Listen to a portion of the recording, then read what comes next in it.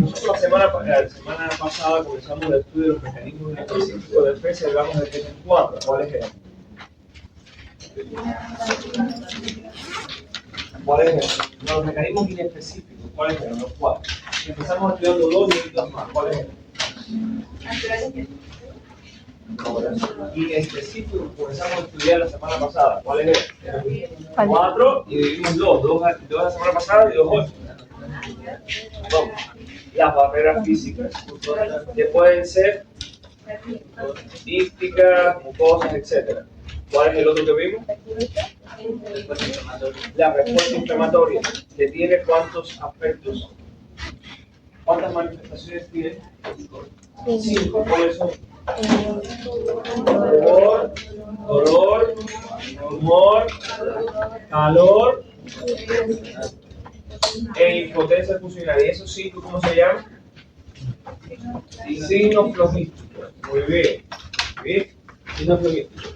Recordando que hablamos, por ejemplo, de las barreras que en la piel tenemos flora. Y que la flora juega un papel importante en el mantenimiento del equilibrio de la salud humana. ¿Cuál es la principal flora de la piel? Hombre de la especie. Epidermidis. Muy bien. Cuando hablamos de la mucosa, las vías respiratorias superiores, ¿cuál es la principal bacteria de ahí? No. ¿Cómo se llama la principal bacteria de la flora del árbol respiratorio superior? ¿Cómo? Especie. Virida. ¿No se les puede olvidar su nombre? ¿Bien? ¿Cómo estoy ordenando mi vida? Voy a hacer esto de la frente.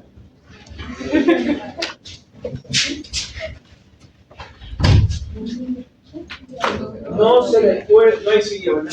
No hay silla. Después la mía porque estoy ocupando. Pero puedes prestarle la tuya y me no está.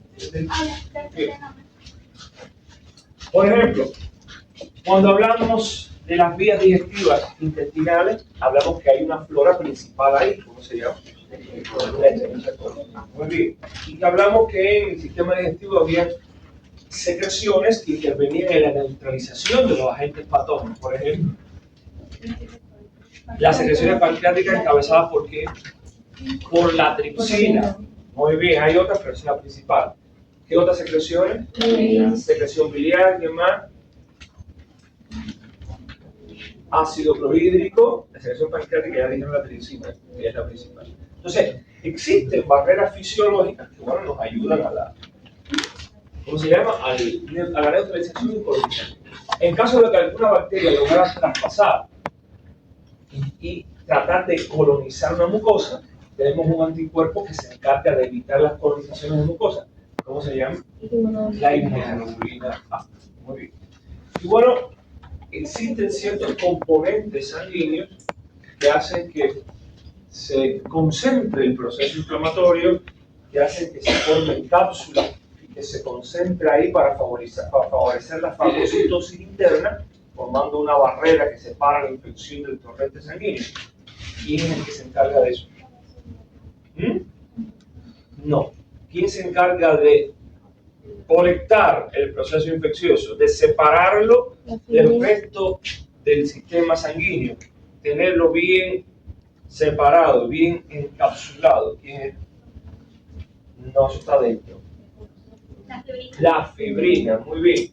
Recuerden que la fibrina formaba una red o malla que te atrapa el proceso infeccioso y adentro se está fagocitando, ¿sí o no? Pero está separado del resto de los tejidos. Bien, eso a grandes rasgos, estamos recordando algunas cosas del proceso inflamatorio, vasodilatación, la dilatación de las penetras, diabetes, por todo eso, pero no vamos a volver a explicar lo mismo, pero hay que saberlo paso a paso lo que está ocurriendo. Bien, ¿están tocando aquí? Ven aquí. ¿Tú eres de aquí? ¿Eres de aquí? ¿Eres de aquí? Como si fuera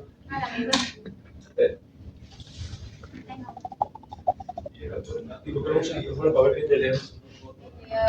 Hoy hay tolerancia, adelante. No hay silla. Pero no hay silla, vayan a buscar. Bien.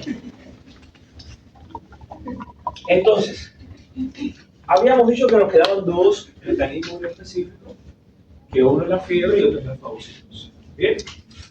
Ahora, ¿qué cosa es la fiebre? A ver, con sus palabras, ¿qué es la fiebre? Vamos a partir de lo que ya sabemos. Es un mecanismo inespecífico. ¿Ya? Esa es la primera que ya sabemos. Pero ¿qué otra cosa es la fiebre? Respuesta inmune. Sí, claro, un mecanismo inespecífico de respuesta inmune. ¿Qué más? Que aumenta la temperatura corporal. Muy bien.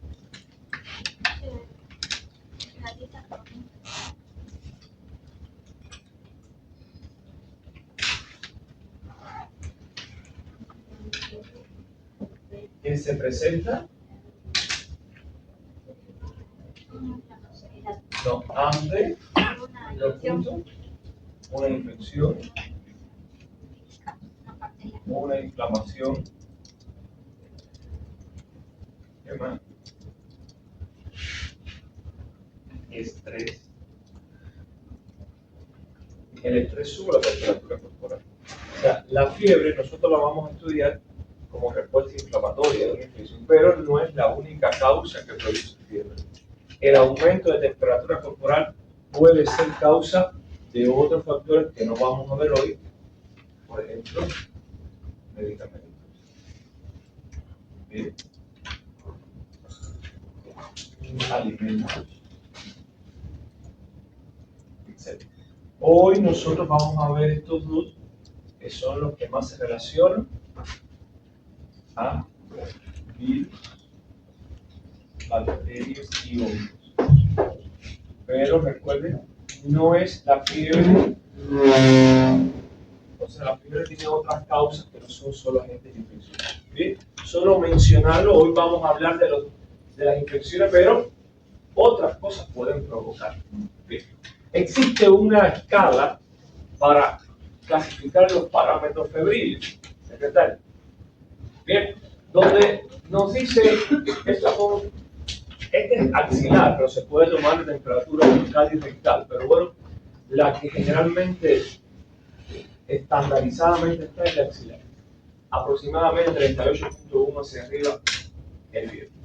Bien, esta escala nos dice ciertos parámetros, pero todo el mundo más o menos popularmente sabe que a partir de 38 es fiebre. O sea, ya todo el mundo conoce. Ahora, vamos a ver por qué se produce la fiebre cuando hay una infección. ¿Qué es lo que pasa? Que comienza a aumentar la temperatura corporal ante un proceso infeccioso. Joana. Mire, lo primero que tenemos que recordar, que creo que lo mencionamos nosotros, eso es una imagen que voy a explicar bien aquí, que existen sustancias pirógenas.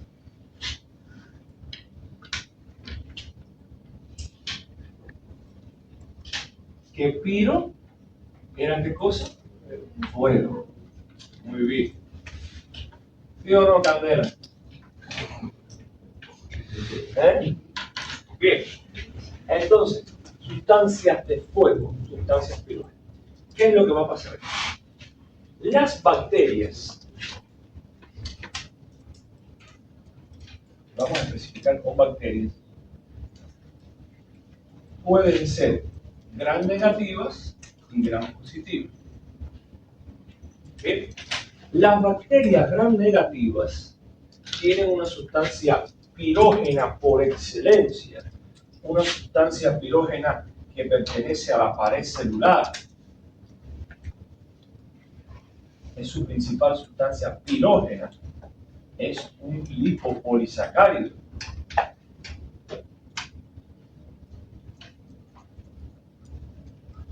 ¿Cómo se llama? Lípido A. Muy bien.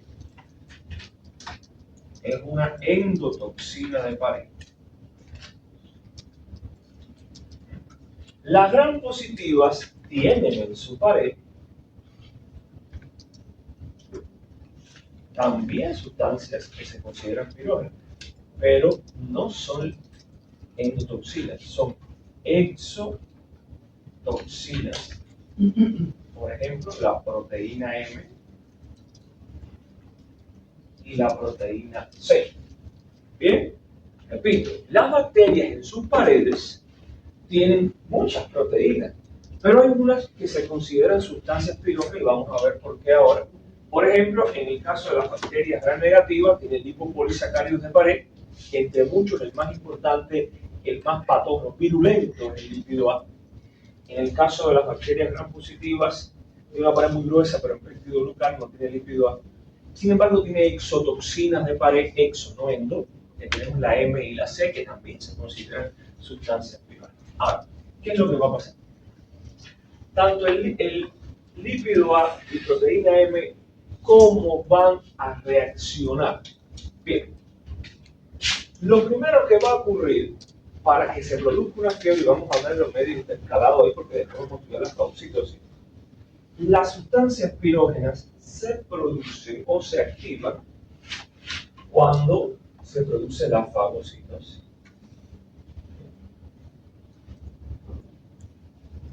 Estamos hablando, en este caso, de los macrófagos y neutrófilos. Les voy a explicar de a poco. Bien. No les voy a explicar la fagocitosis, se lo explican más adelante para no mezclarla. Cuando se fagocita, en el proceso de fagocitosis, se liberan mediadores de la inflamación.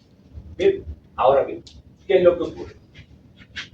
Estas sustancias pirógenas externas, que son producto de bacterias que invaden nuestro organismo, favorecen el proceso de fagocitosis. Porque activan la oxonización. Eso lo vamos a explicar más adelante. Ahora bien, cuando se fagocita,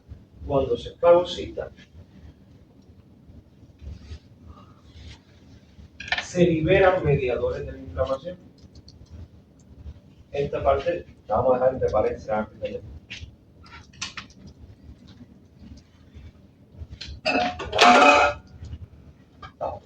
Estas sustancias pirógenas externas, como el lípido A y las exotoxinas, activan la fagocitosis. La fagocitosis libera mediadores de la inflamación, que son sustancias pirógenas internas, porque aquellas son las externas. ¿Bien? Ahora bien, bueno, ¿cuáles son los pirógenos por excelencia, los más importantes? Bien, ¿cuáles son las sustancias pirógenas internas más importantes? Tenemos aquí las citoquinas, o lo que es lo mismo decir citocinas. Tienen que seguirme porque esto es claro. ¿Están entendiendo la secuencia de eventos? Bien. Producto a la fagocitosis se liberan mediadores de la inflamación, que son sustancias pirógenas internas. Bien. Citoquinas o citocinas, que es lo mismo. ¿Cuáles son las principales citoquinas o citocinas? Aquí tenemos a la interleuquina, o que es lo mismo decir interleucinas, es lo mismo. Las interleuquinas o interleucinas, que es lo mismo, 1 y 6. Hay muchos números, pero las principales, para que no se atormenten, es la interleuquina 1 y la 6. Hay 1B, 1A, 1 alfa. Eso es inmunología. Interleuquina 1 y 6 son las principales sustancias pirógenas. Ahora tenemos otra, que es el factor de necrosis tumoral. ¿Ven? Estas y estas. Factor de necrosis tumoral y las interleuquinas 1 y 6. ¿Bien? ¿Están entendiendo eso? Perfecto. Ahora, estas interleuquinas o el factor de necrosis tumoral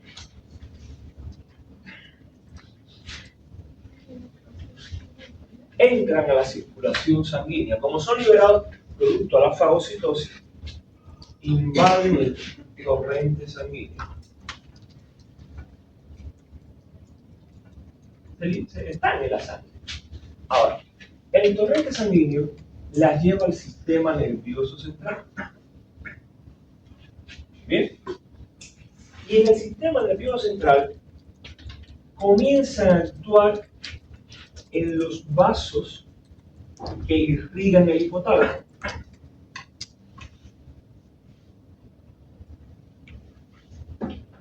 ¿Se está entendiendo este medio laberinto? Ahí están siguiendo la flecha. ¿Bien? Okay. Repito, estos mediadores de inflamación llegan a la circulación sanguínea y los llevan al sistema nervioso central. Y comienzan a actuar en los vasos que irrigan el hipotálamo. ¿Bien? De tal manera, en estos vasos que irrigan el hipotálamo, comienzan a producir un aumento de otro mediador de la inflamación, pero a nivel central, en los vasos que irrigan el hipotálamo. Comienzan a aumentar la síntesis de un mediador de la inflamación, pero que a nivel central se activa, que es la prostaglandina E. ¿Bien? ¿Podría volver a repetir eso? Repito. ¿Por dónde? Bueno, espera. Déjame hacer la cuerda vocal.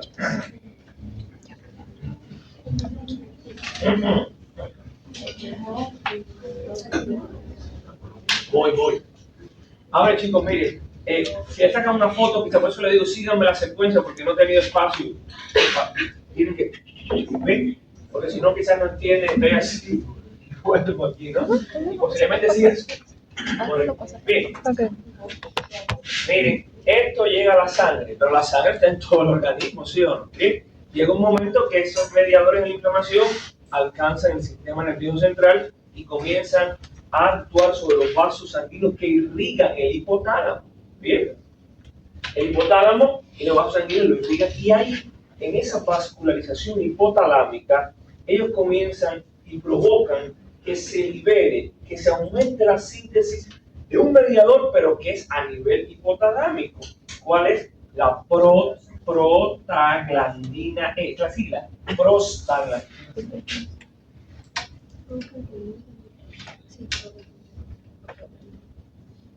Bien. Hay muchas prostaglandinas, hay muchas, pero la E es la principal. Prostaglandina E, hay muchas, pero esta. Igual que le digo que hay muchas interleuquinas, pero son estas las que más me interesan. ¿Bien? Ahora, esta prostaglandina E activa el centro termorregulador del hipotálamo.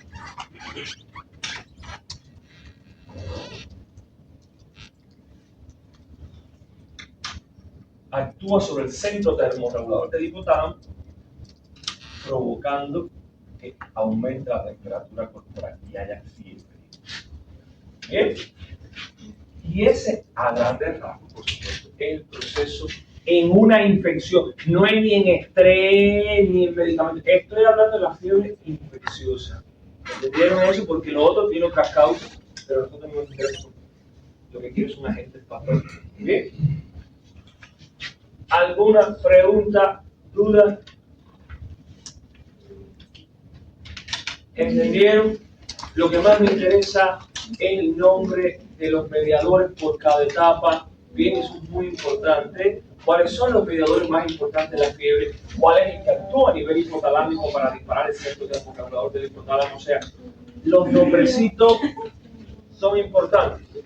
Pregúntame, dime. Pero ¿por qué tienen que salir al baño de mitad?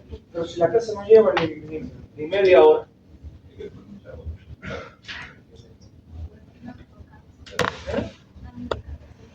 Si no me educado, ve.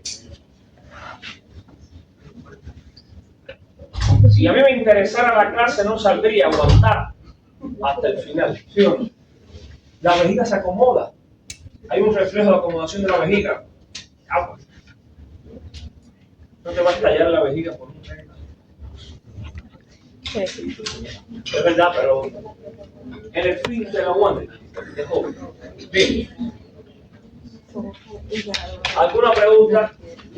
Usted dirá, oye, es verdad que la fiebre produce malestar general, mialgia, artralgia, malestar general, pero la fiebre tiene ventajas. Ventajas beneficios tiene la fiebre para el organismo humano? Primero, vamos a ponerlo por aquí. Y uno de los más importantes. Ustedes saben que la mayoría de las bacterias patógenas al humano aproximadamente tienen un crecimiento de 36 grados. ¿Cómo se llama? Las bacterias que aproximadamente crecen a esa temperatura se desarrollan ahí. ¿Cómo se les llama? De esa clase de metabolismo le digo, lo más importante es que quiero que la clasifiquen según la temperatura, según el pH, según la concentración de oxígeno. Eso es importantísimo. ¿Cómo se puede clasificar? En eso que ustedes pusieron. Según la temperatura de crecimiento, según el pH y según el oxígeno, o la dependencia de oxígeno. Si crece más o menos a 36, ¿cómo se le llama? Muy bien. Pero el asunto es que la temperatura de tu cuerpo no está a 36 grados porque tiene fiebre, ¿sí o no? Por lo tanto, la fiebre te debilita, te da manifestaciones clínicas, pero inactiva el crecimiento bacteriano.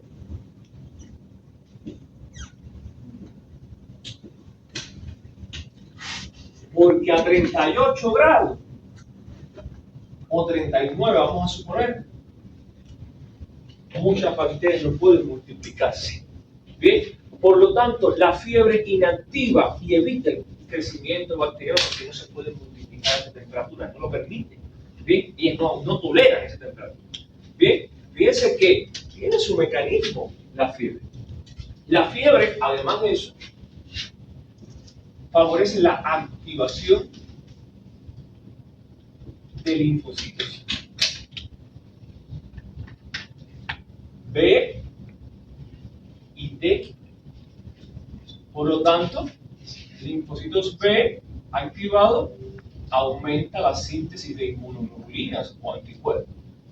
Linfocitos T activado, sobre todo los CD8 positiva, destrucción de células infectadas. Pues son los citotóxicos, ¿sí?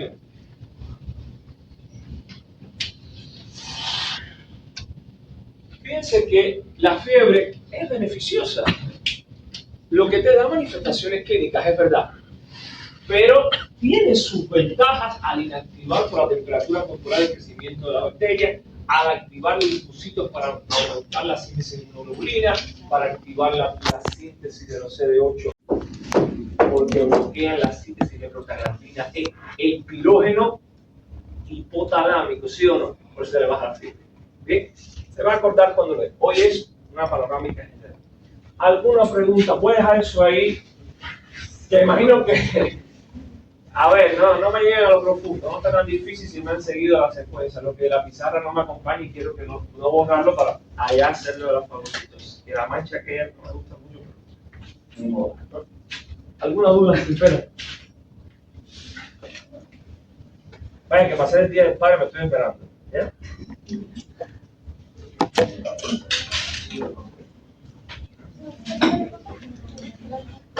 Vamos a pasar el otro. ¿Sí? Bien.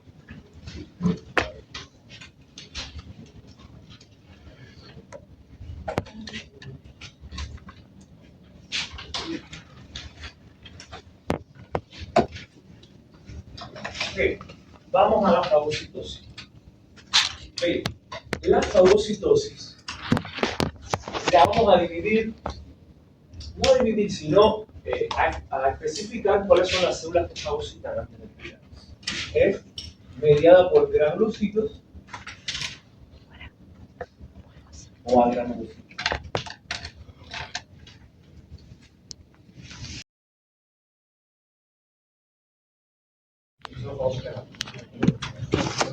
Y no estamos hablando de ejemplos de granulocitos. Si tuviéramos ejemplos de granulocitos, te pone basófilo. Estamos hablando de ejemplos de granulocitos fagocíticos. ¿Me estás entendiendo? Aquí es que no se confunda. Ahora bien, si hablamos de ejemplo de granulocitos que fagocitan aquí, dividido por ejemplo en los macrófagos, es lo mismo, macrófagos circulantes, que es lo mismo, que son los monocitos, y los macrófagos fijos, que son los que pertenecen son los histocitos. Los histocitos que pertenecen al sistema retículo endotelial. Recuerden que habíamos hablado que se llaman en cada órgano en dependencia del órgano, ¿sí o no? Que ahí lo ponen. Buffer, mesangiales, osteoclastos, neuroles, usted le agrega los nombrecitos y dónde están. Usted sabe de su histología. Bien, ya. Macrófagos circulantes, que son los monocitos, bien, que están en la circulación sanguínea. Y los macrófagos fijos que están en los tejidos, que se llaman histocitos. Al final es lo mismo. Lo único que cambia el nombre en dependencia del tejido. Pertenecen al sistema retículo endotelial. Bien, todos estos tienen una característica en común, fagocitan, y la fagocitosis es parecida, la vamos a explicar de manera general para cualquiera de ellos. Bien, excepto que lo pusimos para no dejarlo fuera, pero no vamos a explicar la fagocitosis parasitaria, porque eso es un parasitología. Vamos a obviar los eosinófilos, aunque son fagos, pero no sobre bacterias, por eso no lo vamos a ver. Bien.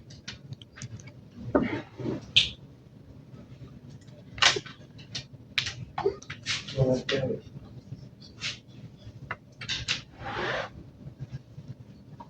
te nada. No te nada de Sí. Yo voy a repetir, pero bueno. A ver, 4 pasos, bueno, puede tener más o menos, pero yo se lo puse así, es más fácil. 4 pasos de la fagocitosis, etapas o periodos endométricos. Fijación, endocitosis, digestión y bueno, la expulsión o exocitosis. Vamos a explicar cómo ocurre cada uno de esos pasos. Bien, vamos, yo voy a hacer un dibujo aquí medio claro, pero vamos a ver. Bien. Vamos a suponer que esta es la orden. Bien, secretario, vamos a comenzar por la fijación. Bien. Vamos a suponer que esta es la bacteria y aquí está el fago.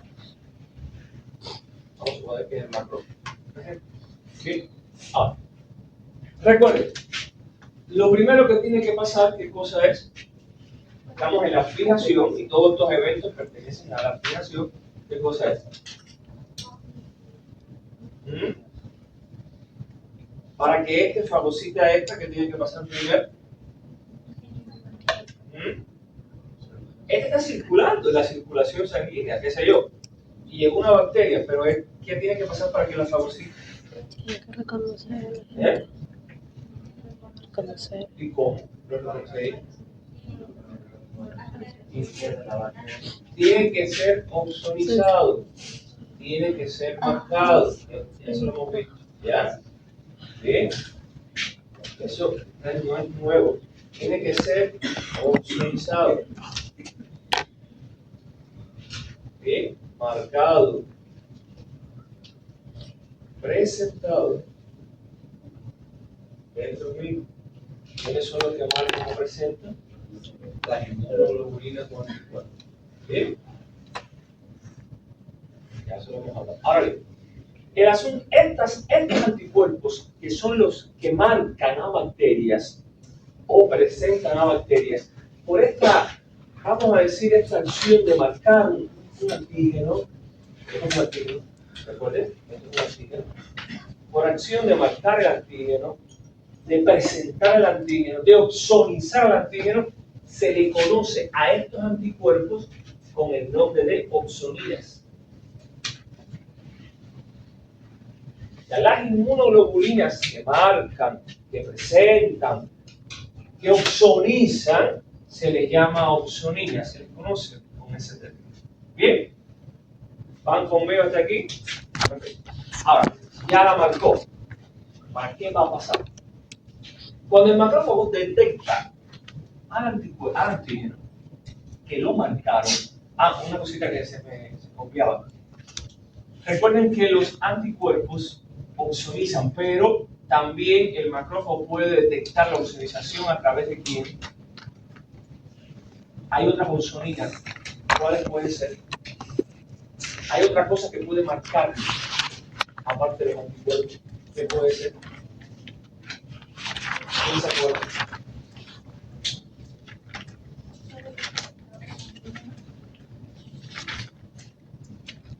¿Quién más puede opsonizar?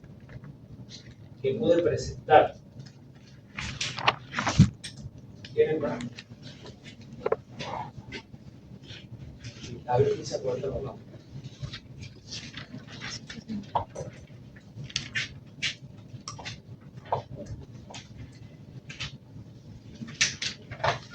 Esto es una cascada de eventos, tienes que aprenderlo así, no aprender un párrafo, no. Así, lo que va a pasar. Vamos. Lo dije en la clase pasada. No, la proteasa, no. La bacteria tuviera proteasa, el anticuerpo fuera neutralizado, ya pierde la porción FC hace rato. No, eso no. Hay otra cosa que puede marcar un antígeno. Además de los anticuerpos bolsoninas, hay otra cosa que puede presentarle al macrófago una bacteria química.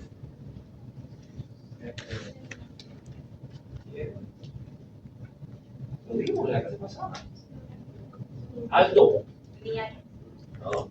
No estoy hablando de otro fago. Estoy hablando de algo que puede opsonizar también. ¿Quiénes son? ¿Quién se acuerda? ¿Qué proteína? ¿Eh? ¿Y esa C qué quiere decir?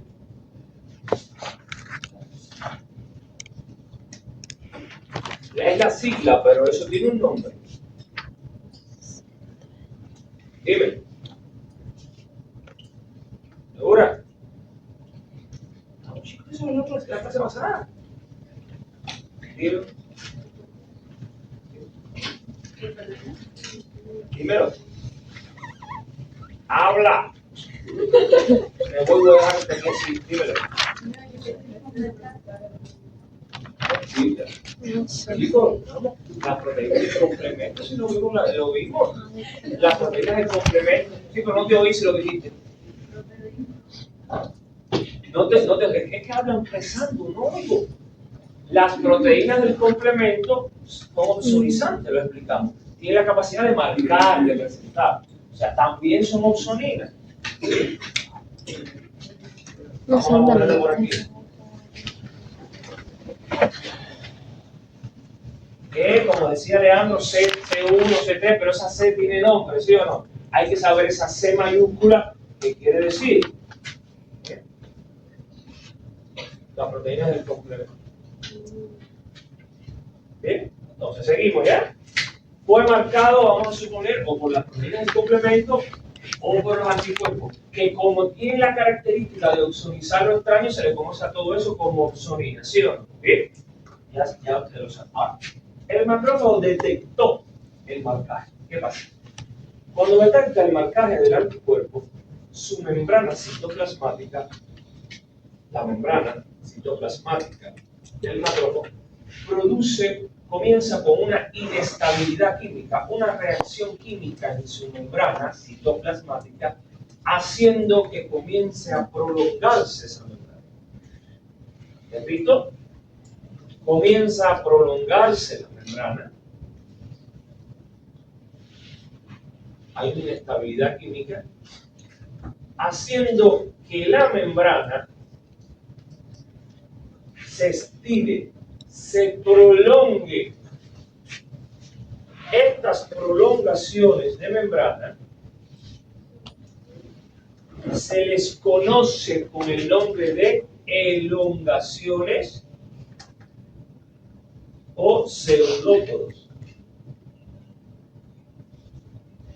Repito, al detectar el marcaje, su membrana produce una inestabilidad química haciendo que se prolongue, se estire.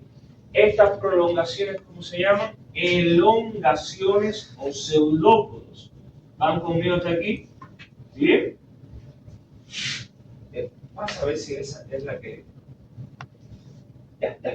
Bien, prolongaciones o elongaciones. Ahora, ¿para qué hace eso? Estas prolongaciones o elongaciones tienen receptores.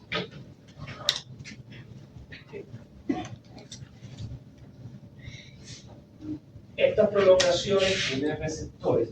Estos receptores se van a anclar, se van a fijar.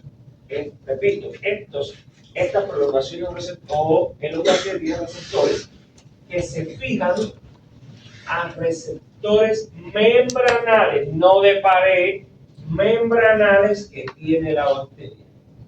Bien, estos receptores de las elongaciones reconocen receptores membranales, proteínas de membrana bacteriana y se adhieren a esto.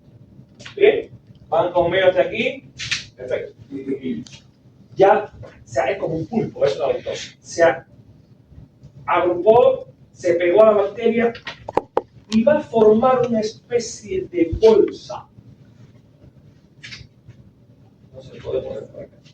Una especie de bolsa o vacuola. Se forma una especie de bolsa porque engloba toda la bacteria. Una especie de bolsa o vacuola llamada fagosoma. Bien, vamos a ponerlo aquí. Y aquí está la bacteria. Este es el fagosoma. Repito, englobó la bacteria, formó una especie de bolsa o vacuola llamada fagosoma y metió la bacteria hacia adentro. Este proceso que acabó de ocurrir se llama endocitosis para adentro, endocitosis. ¿Bien? Y ya está la bacteria, ¿dónde? En el citoplasma del macrófago. Estamos hablando de... ¿Bien? Bueno, vamos a quitar la R. ¿Alguna pregunta, duda? Bien, ahora, el macrófago o neutrófilo fagocita, entre otras cosas, porque tiene en su citoplasma unos organelos llamados como lisosomas. ¿No? ¿Sí? Unos organelos llamados lisosomas que cuando avanza la otra, que cuando reconoce, repito, cuando reconoce que el fagosoma está dentro del citoplasma, comienza a liberar enzimas lisosomales. ¿Ve? Repito, se liberan enzimas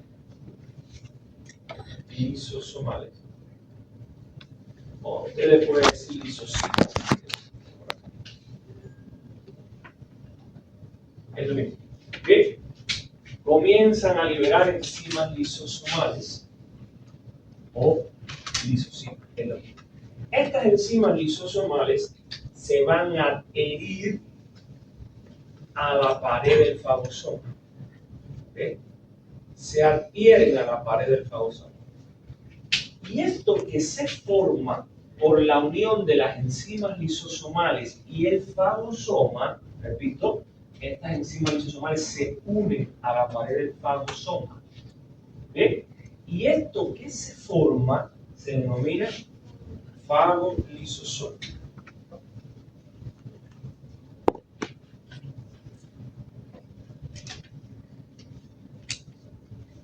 ¿Alguna pregunta, duda? Paso a paso. ¿Sí?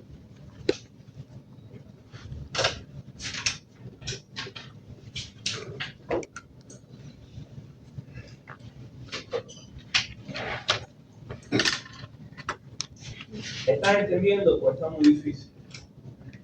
¿Sí? se puede entender. Si usted hace o sea, haga su pequeño, sí, o sea, a su manera, pero más o menos no está tan complicado. O sea, sí, hay palabritas, pero se puede, se puede. ¿Sí o no? Está muy difícil. Rita, ¿no? Se puede, ¿no? ¿Sí o no? Venga. Entonces, ahora, ¿qué pasa? ¿Por qué ocurre esto? Porque ustedes saben que las enzimas lisosomas tienen el poder digestivo, o sea, se va a digerir, a destruir lo que está dentro del fagosoma, que en este caso es la bacteria. Ahora, ¿qué ocurre? El fagolisosoma tiene ciertas características. Por ejemplo, tiene un pH ácido. Un pH ácido. Sí. El fagolisosoma tiene un pH ácido aproximadamente de 4 a 5. Bien. Y ustedes saben que las bacterias a ese pH muy raro pueden sobrevivir, porque las bacterias según el pH, ¿cuáles son las más comunes que existen?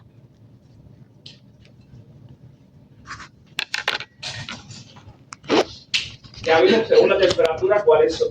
Eso es importante. Según la temperatura, ¿cuáles son las más comunes? Ahora, según el pH, ¿cuáles son las más comunes? ¿Cómo se le llaman a las más comunes, las más frecuentes, según el pH se clasifica? O concentración de hidrógeno, es lo mismo. ¿Cuáles son las más frecuentes? ¿Quién se acuerda el nombre?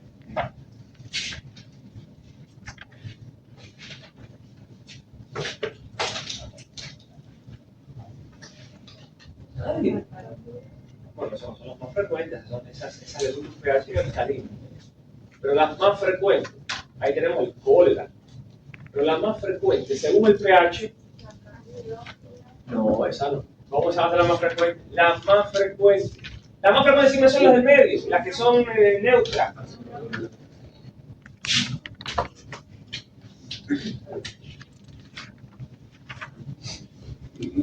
Repito, van conmigo. La acción de las enzimas lisosomales digiere la bacteria. El pH ácido que hay dentro del fagosoma la destruye, porque la mayoría de las bacterias patógenas al humano son neutrófilos. No toleran ese pH, ¿sí o no? Al igual que no toleran la temperatura alta, la mayoría. ¿Bien? Pero además de eso,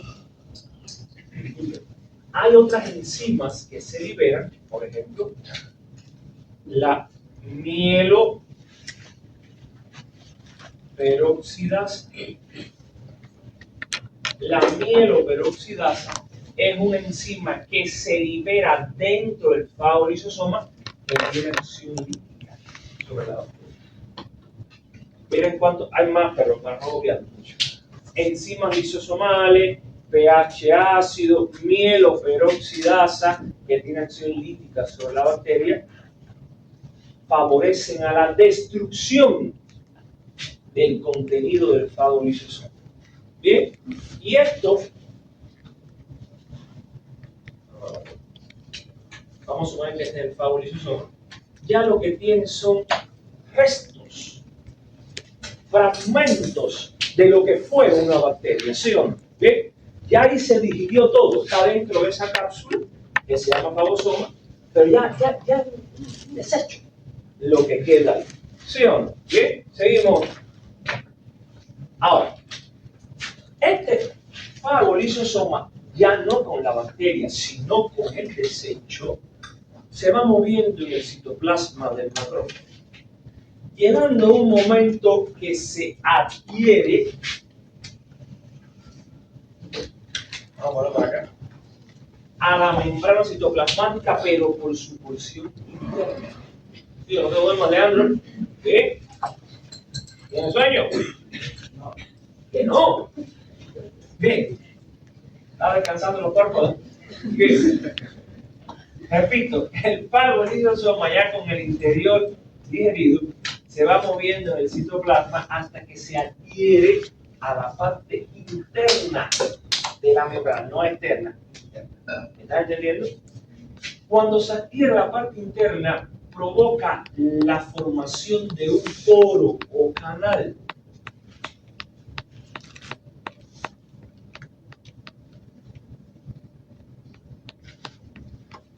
Provoca que se forme un poro o canal, liberando al exterior todo el desecho. ¿Bien?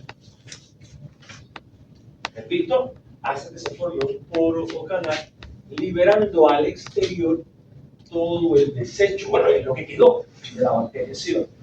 ¿Y esto qué ocurre? Esto que se formó se llama cuerpo residual, o sea, es como un residuo. Y si el fagosoma entró por exocitosis, por endocitosis, disculpe, ¿qué es lo que ocurre ahora? La exocitosis. Y esa es la última etapa, o ya el final del proceso fagocítico. ¿Dudas?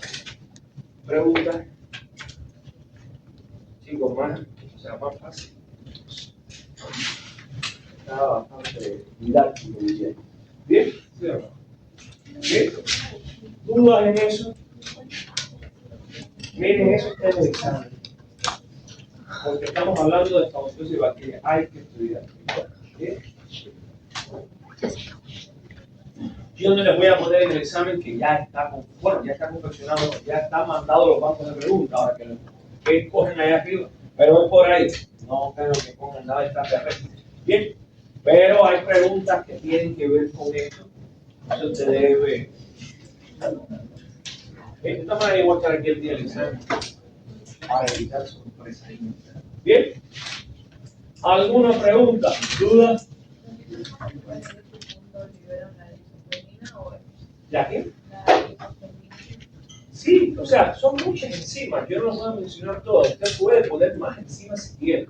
Bien, más enzimas. Usted puede agregar más. Continuamos.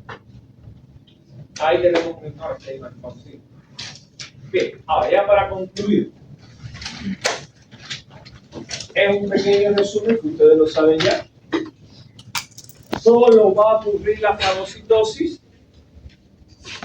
porque está mediada por dos procesos. Si no hay liberación de sustancias químicas que atraigan a los macrófagos, nunca va a llegar al ciclo de infección, tiene que haber quimiotaxis. Y si no hay ozonización por parte de las proteínas de complemento o los anticuerpos, que ambos se llaman ozoninas, jamás va a ocurrir la fagocitosis. O sea, depende de procesos previos, depende de mecanismos como la quimiotaxis y la ozonización. O sea, tiene que ocurrir esto primero para que ocurra el proceso de fagocitosis. Es muy breve, ya ustedes saben en qué consiste cada uno de ellos, pero sin esto no va a ocurrir. Depende de estos procesos precursores, o sea, depende de esos procesos anticipados para que ocurra una fagocitosis. Y estos son los 4 mecanismos específicos de defensa que hay que saber: barreras, fiebre, respuesta inflamatoria y fagocitosis. Mañana comenzaremos con los mecanismos específicos. Te voy a dar una clase mañana y les voy a dictar un trabajo para exponer la próxima semana, porque escuchen cómo va a ser la homenética que tenemos. Mañana va a haber un caso clínico en la plataforma. Ellos mañana estarán, no se preocupen. Mañana vamos a empezar la clase de mecanismos específicos de una clase. El próximo jueves ustedes ponen trabajo y el viernes que viene lo voy a dejar para dar un pequeño, vamos a decir, retroalimentación para el examen. ¿Sí? ¿Okay? Le preste oído siempre, ahí el viernes de la próxima semana.